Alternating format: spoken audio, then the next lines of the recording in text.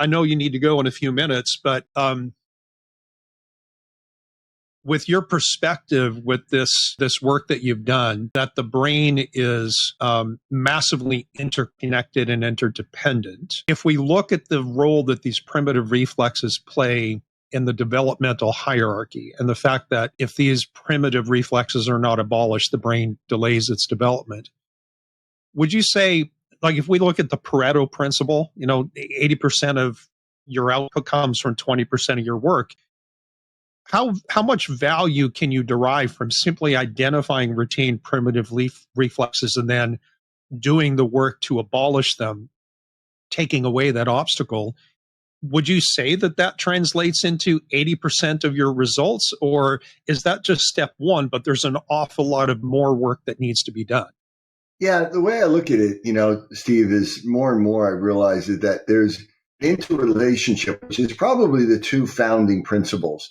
One is what we call vertical integration, right? The idea of bottom-up development and then top-down integration, and that there's this progression which is led and started by these primitive reflexes, and then, they should go away and all of that.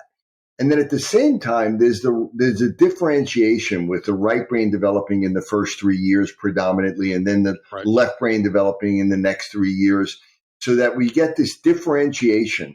And the right and the left brain, and as they mature, they become more and more specialized and more different, and more demand to make sure that they are integrating. It becomes harder and harder to integrate them.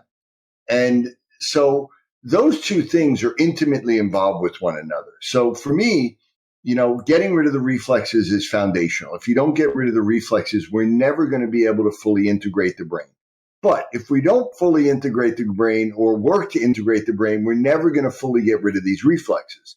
Those two things are intimately, and I think that's where I see some failures, meaning some people will come in and they've done years of primitive reflex work with other people, and the primitive reflexes are still there, and it's very frustrating for them at a strong level.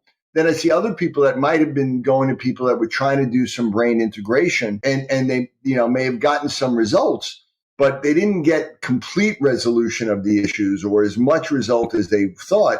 And it's because they didn't look at the primitive reflexes and they didn't deal with that. Both those things are intimately important. And then understanding the neuroimmune piece, understanding the autonomic nervous system, the balance of the sympathetic and parasympathetic, that is so critical. And all of those things are so intimately tied to one another that, that's the way I look at it. Those things have to go together. Yeah.